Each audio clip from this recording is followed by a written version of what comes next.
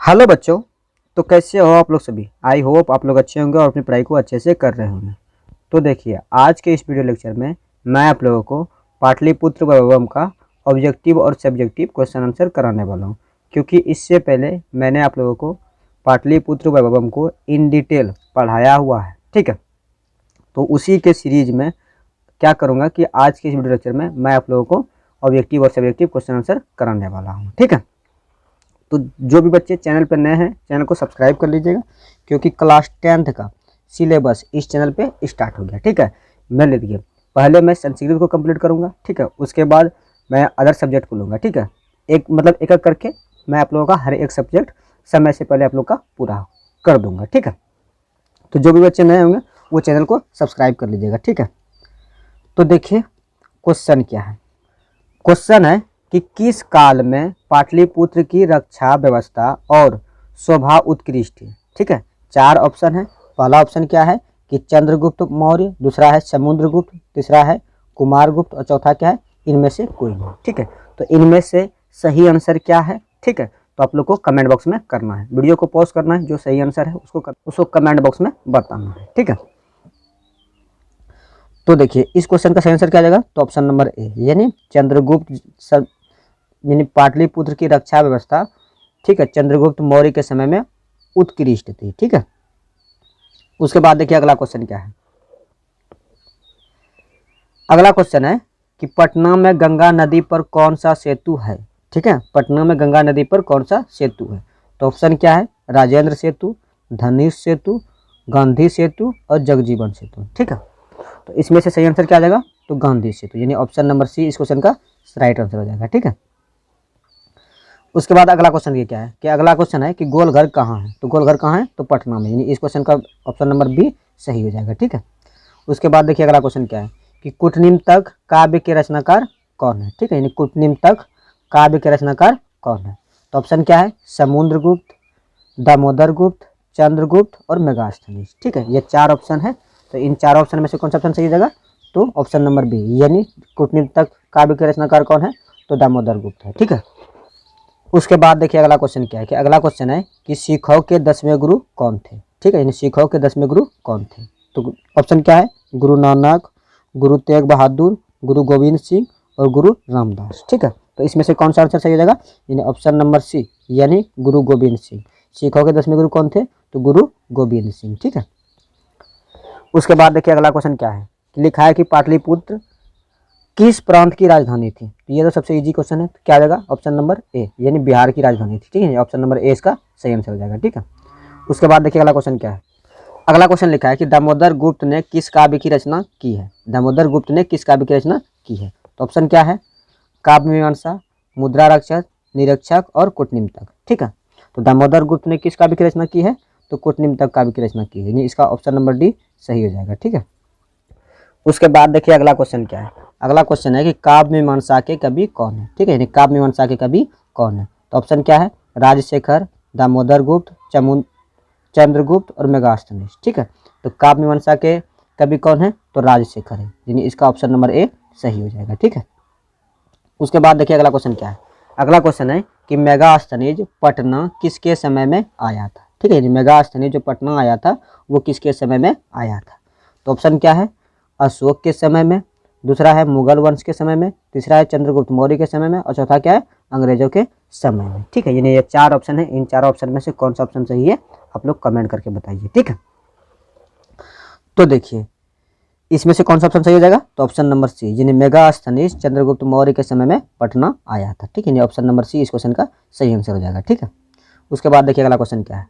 अगला क्वेश्चन है कि पाटलिपुत्र पटना के नाम से कब से प्रसिद्ध हुआ। ठीक है, यानी ऑप्शन क्या है, मुगल वंश काल में, गुप्त वंश काल में, मध्यकाल में और अंग्रेजों के शासन काल में। ठीक है, तो इस क्वेश्चन का राइट आंसर क्या आ जाएगा, तो ऑप्शन नंबर सी, यानी मध्यकाल में पाटलिपुत्र पटना के नाम से प्रसिद्ध हुआ। ठीक है, उसके बाद देखिए अगला क्वेश्चन क्या है।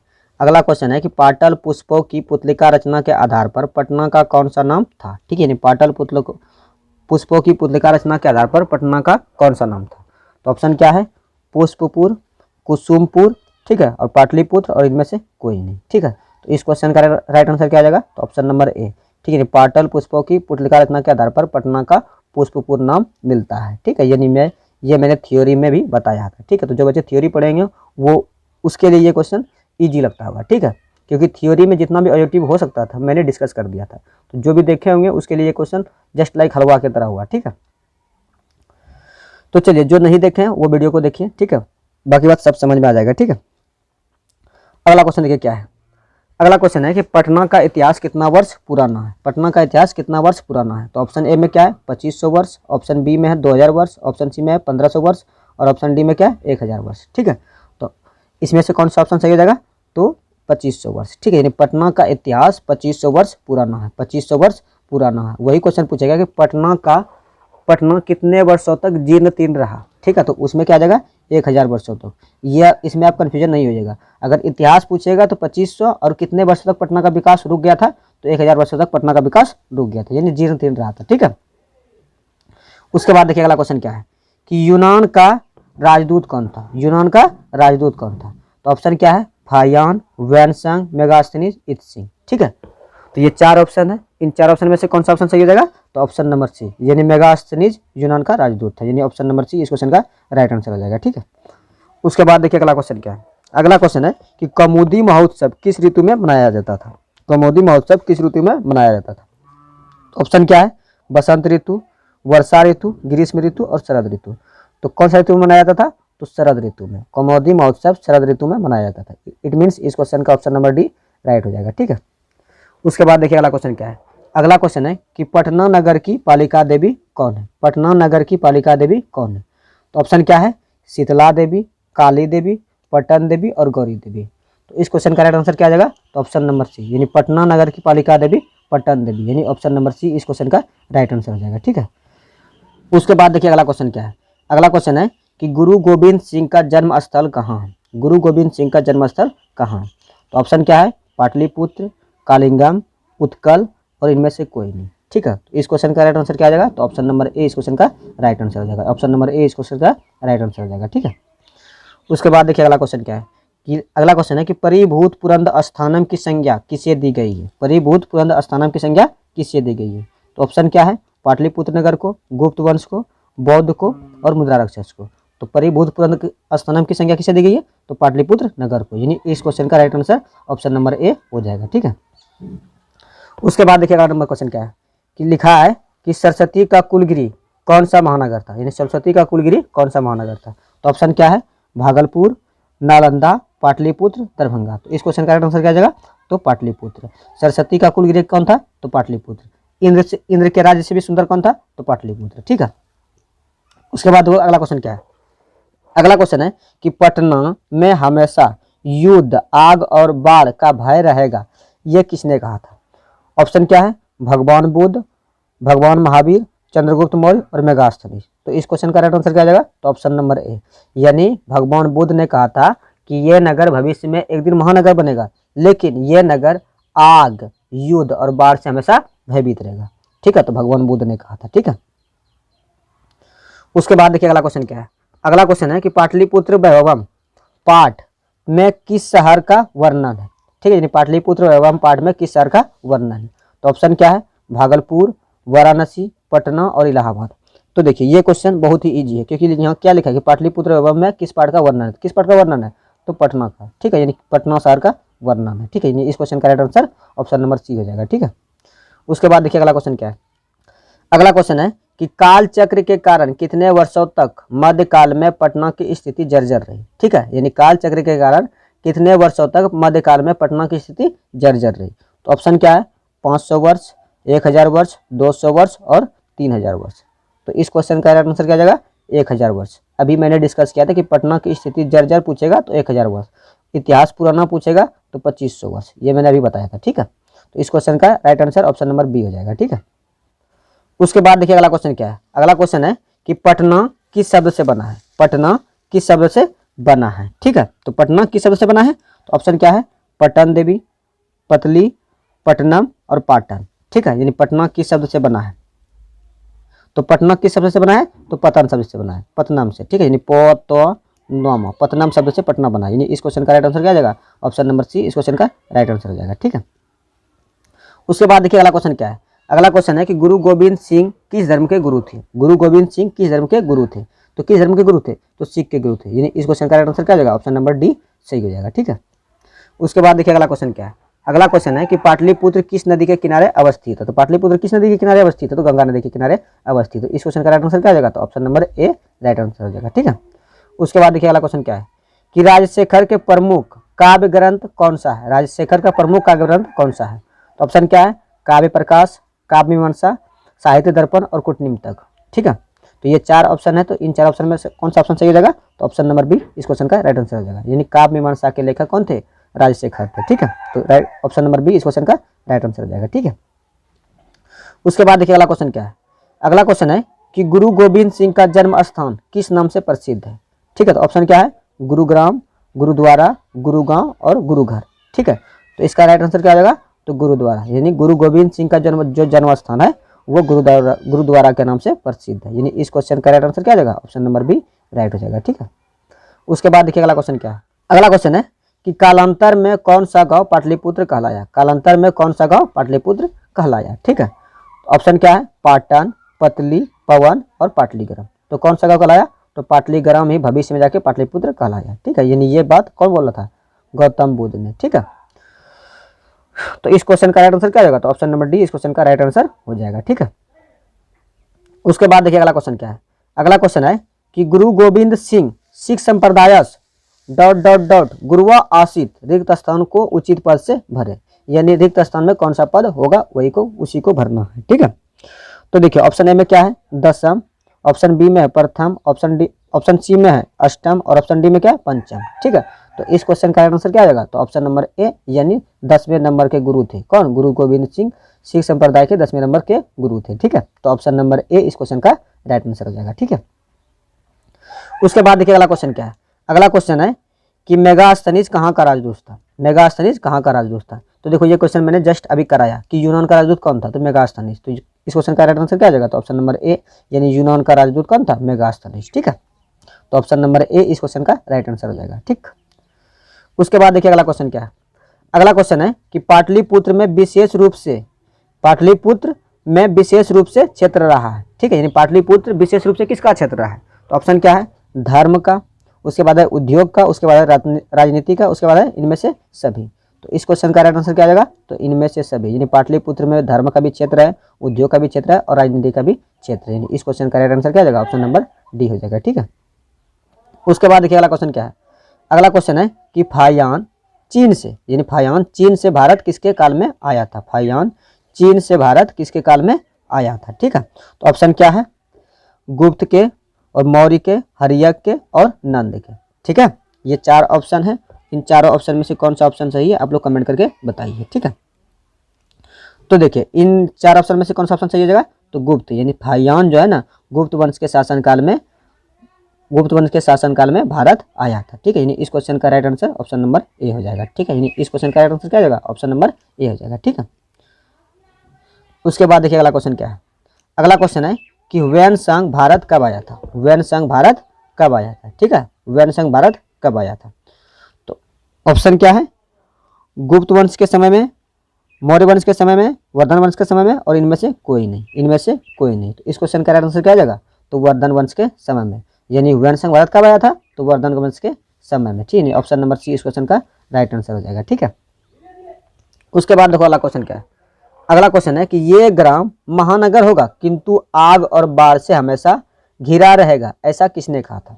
इसको जैसे देखो अभी जस्ट पहले मैंने डिस्कस किया। ठीक है, यानी भगवान बुद्ध ने कहा था कि पाटलीग्राम भविष्य में चल के महानगर बनेगा। ठीक है, पाटलीग्राम भविष्य में चल के महानगर बनेगा, किंतु ये नगर आग और बाढ़ से हमेशा भयभीत रहेगा। ठीक है, तो ये कथन किसका है, तो भगवान बुद्ध का। यानी ऑप्शन नंबर ए इस क्वेश्चन का क्या हो जाएगा, राइट आंसर हो जाएगा। ठीक है, उसके बाद देखो अगला क्वेश्चन क्या है। अगला क्वेश्चन है कि किस काल में पाटलिपुत्र की शोभा एवं रक्षा व्यवस्था अत्यंत उत्कृष्ट थी। तो ऑप्शन क्या है, गुप्त काल में, मौर्य काल में, बुद्ध काल में और इनमें से कोई नहीं। ठीक है, तो इस क्वेश्चन का राइट आंसर क्या आ जाएगा, तो इस क्वेश्चन का राइट आंसर क्या आ जाएगा, तो मौर्य के काल में। ठीक है, यानी मौर्य के काल में पाटलिपुत्र की शोभा एवं रक्षा व्यवस्था अत्यंत उत्कृष्ट थी। ठीक है, तो इस क्वेश्चन का राइट आंसर क्या हो जाएगा, ऑप्शन नंबर बी इस क्वेश्चन का राइट आंसर हो जाएगा। ठीक है, उसके बाद देखो अगला क्वेश्चन क्या है। अगला क्वेश्चन है कि पतंजलि महर्षि कृत है, यानी पतंजलि के द्वारा, महर्षि पतंजलि के द्वारा कौन सा कृत है। ठीक है, यानी पतंजलि महर्षि ने किसकी रचना की है। ठीक है,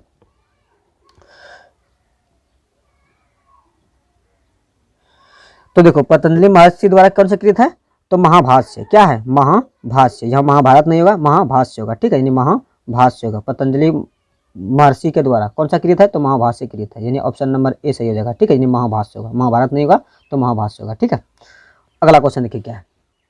अगला क्वेश्चन है कि पाटलिपुत्र नगर का समृद्धार कब हुआ। ठीक है, तो ऑप्शन क्या है, मौर्य के काल में, मुगल के काल में, गुप्त के काल में और तुगलक के काल में। ठीक है, यानी पाटलिपुत्र का समृद्धार कब हुआ। ठीक है, तो पाटलिपुत्र का समृद्धार कब हुआ, तो मौर्य के काल में। ठीक है, तो ऑप्शन नंबर ए इस क्वेश्चन का राइट आंसर हो जाएगा। ठीक है, उसके बाद देखिए अगला क्वेश्चन क्या है। अगला क्वेश्चन है कि व्याकरण की रचना किसने की, तो व्याकरण की रचना किसने की है, तो पाणिनि ने। इस क्वेश्चन का राइट आंसर क्या हो जाएगा, ऑप्शन नंबर ए इस क्वेश्चन का राइट आंसर हो जाएगा। ठीक है, उसके बाद देखिए क्वेश्चन क्या है। उसके बाद क्वेश्चन है कि पाटलिपुत्र में स्थित है, यानी पाटलिपुत्र में क्या क्या स्थित है उसी के बारे में पूछ रहा है। तो ऑप्शन ए में क्या है, महावीर मंदिर, दूसरा में तारामंडल और तीसरा में क्या है कि जैविक उद्यान और मौर्यकालिक अवशेष, जैविक उद्यान और मौर्यकालिक अवशेष। ठीक है, और चौथा में क्या है, इनमें से सभी। तो इसका सही आंसर क्या आ जाएगा, तो इनमें से सभी, यानी पाटलिपुत्र में ये सभी स्थित है, यानी इस क्वेश्चन का राइट आंसर क्या आ जाएगा, ऑप्शन नंबर डी इस क्वेश्चन का राइट आंसर हो जाएगा। ठीक है, उसके बाद देखिए अगला क्वेश्चन क्या है।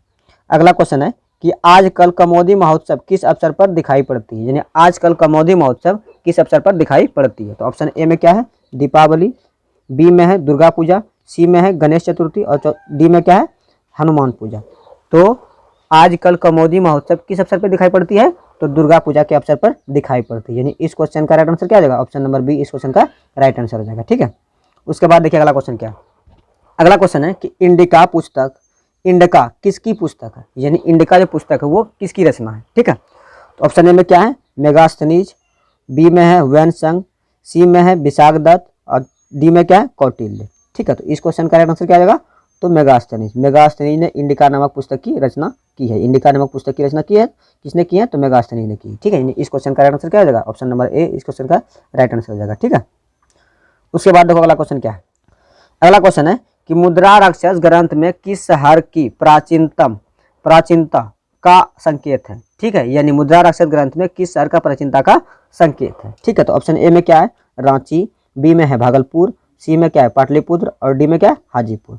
तो इस क्वेश्चन का राइट आंसर क्या आ जाएगा, तो ऑप्शन नंबर सी, यानी पाटलिपुत्र, मुद्रा राक्षस में पाटलिपुत्र शहर का प्राचीनतम संकेत मिलता है। ठीक है, उसके बाद देखिए अगला क्वेश्चन क्या है। अगला क्वेश्चन है कि विद्वानों ने पृथ्वी का तिलक किससे कहा है, विद्वानों ने पृथ्वी का तिलक किससे कहा है। तो ऑप्शन क्या है, वैशाली, पाटलिपुत्र, दिल्ली और रांची। तो इस क्वेश्चन का राइट आंसर क्या आएगा, तो ऑप्शन नंबर बी, यानी विद्वानों ने पृथ्वी का तिलक किससे कहा, तो पाटलिपुत्र को। ठीक है, तो इस क्वेश्चन का राइट आंसर क्या आएगा, ऑप्शन नंबर बी इस क्वेश्चन का राइट आंसर हो जाएगा। ठीक है, उसके बाद देखो अगला क्वेश्चन क्या है। अगला क्वेश्चन है कि इंद्रलोक से भी सुंदर किस नगर को कहा गया, इंद्रलोक से भी सुंदर किस नगर को कहा गया। तो ऑप्शन ए में क्या है, वैशाली, बी में है पाटलिपुत्र, सी में है दिल्ली और डी में क्या है, रांची। तो इस क्वेश्चन का राइट आंसर क्या आएगा, तो बी नंबर, यानी पाटलिपुत्र को इंद्रलोक से भी सुंदर नगर का दर्जा दिया गया है। ठीक है, तो इस क्वेश्चन का राइट आंसर क्या जाएगा, ऑप्शन नंबर बी इस क्वेश्चन का राइट आंसर हो जाएगा। ठीक है, उसके बाद देखो अगला क्वेश्चन क्या है। अगला क्वेश्चन है कि स्वर्ग से भी सुंदर कौन सा स्थान है। तो स्वर्ग से भी सुंदर कौन सा स्थान है, तो पाटलिपुत्र स्वर्ग से भी सुंदर स्थान है। ठीक है, यानी इस क्वेश्चन का राइट आंसर क्या होगा, ऑप्शन नंबर बी इस क्वेश्चन का राइट आंसर हो जाएगा। ठीक है, उसके बाद देखो अगला क्वेश्चन क्या है।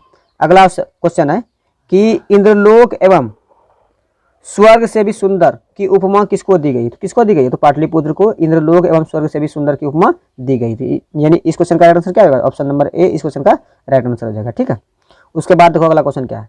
अगला क्वेश्चन है कि किसने कहा पाटलिपुत्र की नगर की शोभा देखने में प्रिय था। ठीक है, किसने कहा था, किसने कहा था,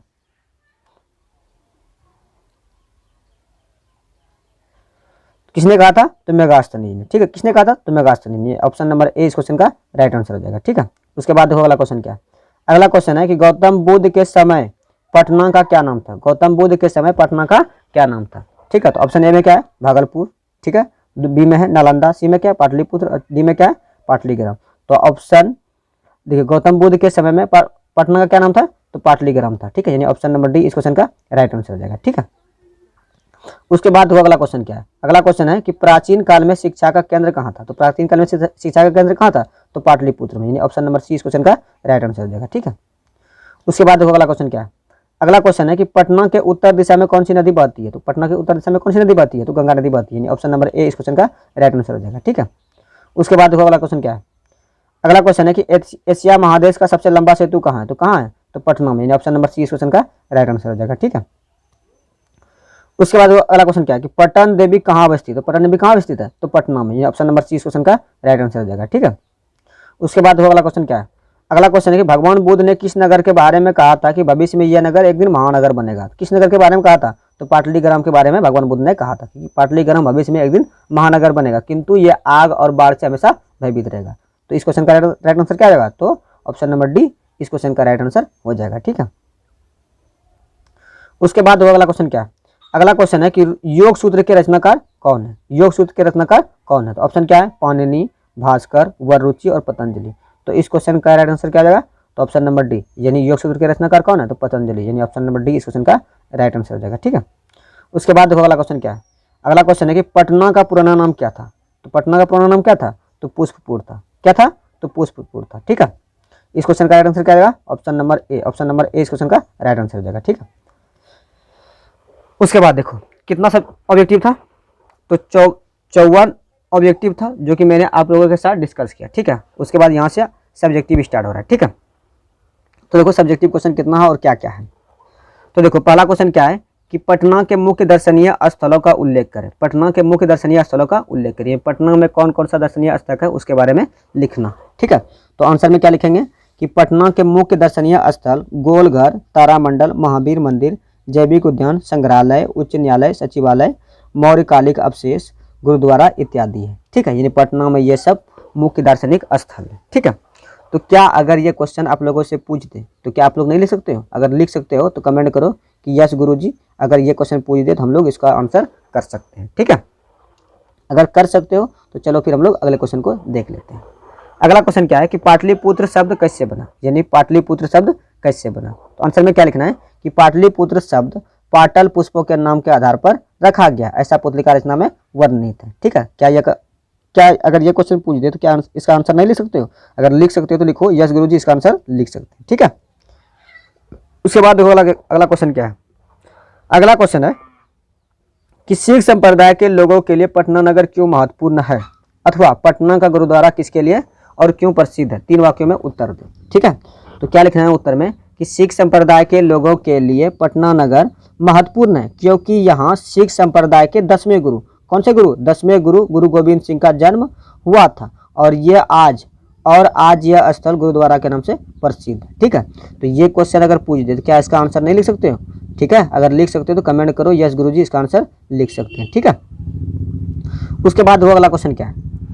अगला क्वेश्चन है कि प्राचीन ग्रंथों में पटना के कौन कौन से नाम मिलते हैं? यानी प्राचीन ग्रंथों में पटना के कौन कौन से नाम मिलते हैं? तो उत्तर में क्या लिखना है कि प्राचीन ग्रंथों में पटना के नाम पुष्पपुर, कुसुमपुर, पाटलिपुत्र, पाटलीग्राम आदि मिलते हैं। ठीक है, यानी ये सब नाम पटना के प्राचीन ग्रंथों में मिलते हैं। ठीक है, उसके बाद देखो अगला क्वेश्चन क्या है? अगला क्वेश्चन है कि कवि दामोदर गुप्त के अनुसार पाटलिपुत्र कैसा नगर है, अथवा कवि दामोदर गुप्त ने पटना के संबंध में क्या लिखा है? ठीक है, तो उत्तर में लिखना है कि कवि दामोदर गुप्त के अनुसार पाटलिपुत्र पृथ्वी का तिलक है। पाटलिपुत्र पृथ्वी का तिलक है, यहाँ विद्वान लोग बसते हैं।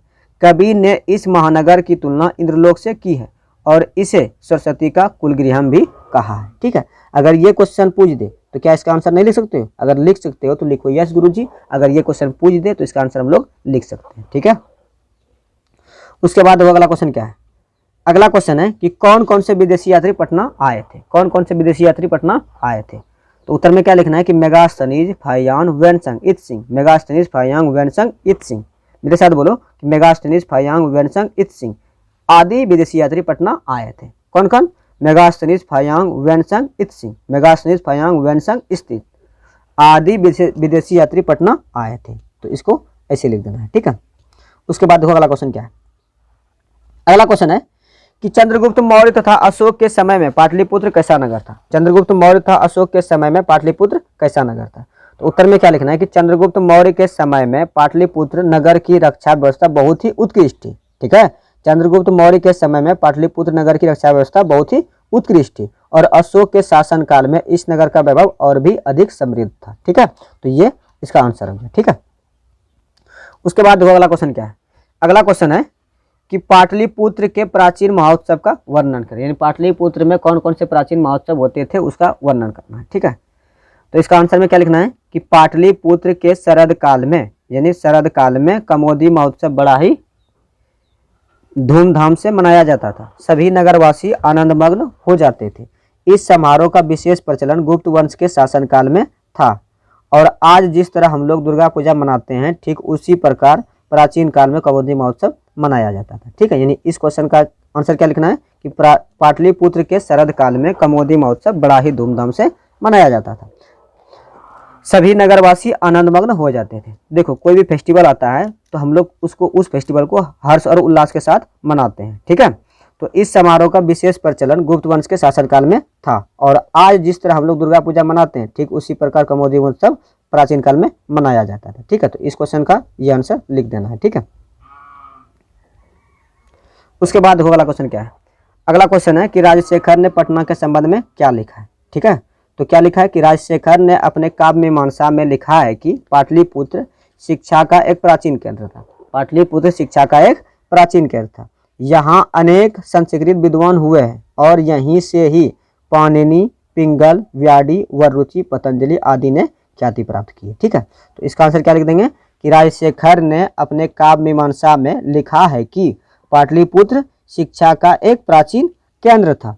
यहाँ अनेक संस्कृत विद्वान हुए हैं और यहीं से ही पाणिनि, पिंगल, व्याडी, वररुचि, पतंजलि आदि ने ख्याति प्राप्त की है। ठीक है, तो ये इसका आंसर लिख देना है। ठीक है, उसके बाद देखो अगला क्वेश्चन क्या है?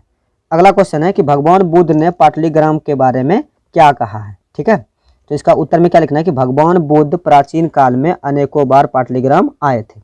यहाँ आकर उन्होंने इस गांव के महत्व को बढ़ाया था और उसी समय उन्होंने कहा था कि यह गांव भविष्य में एक दिन महानगर बनेगा, परंतु यह नगर आग, बाढ़ और कला से हमेशा भयभीत रहेगा। ठीक है, तो इसका आंसर क्या लिखना है कि भगवान बुद्ध प्राचीन काल में अनेक बार पाटलिग्राम आए थे। यहाँ आकर उन्होंने इस गांव के महत्व को बढ़ाया था और उसी समय उन्होंने कहा था कि यह गांव भविष्य में एक दिन महानगर बनेगा, परंतु यह नगर आग, बाढ़ और कला से हमेशा भयभीत रहेगा। ठीक है, तो इसका आंसर ये लिख देना है। ठीक है, उसके बाद देखो अगला क्वेश्चन क्या है?